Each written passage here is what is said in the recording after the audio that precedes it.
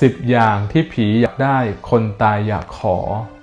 ที่จริงคนตายท่านไม่สามารถในการที่จะพูดไม่สามารถในการที่จะขอได้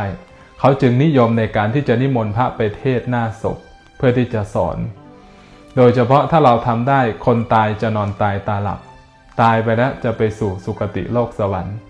1. อยากขอโทษอยากได้รับการให้อภัย 2. อยากได้ความรักความเคารพ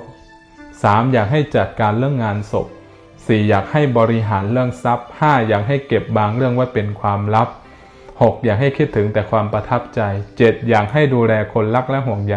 8. อยากเกิดชาติใหม่แล้วมาพบเจอกัน 9. อยากให้ยึดมั่นสามัคคีและประการสุดท้ายผู้ตายหวังอย่างมากอยากให้ทำความดีแล้วก็อุทิศส่วนกุศลให้กับท่านนี่คือความปรารถนาของคนตายนะถ้าเราทำได้คนตายจะนอนตายตาหลับตายไปแล้วจะไปสู่สุคติโลกสวรรค์แน่นอนเจริญธรรม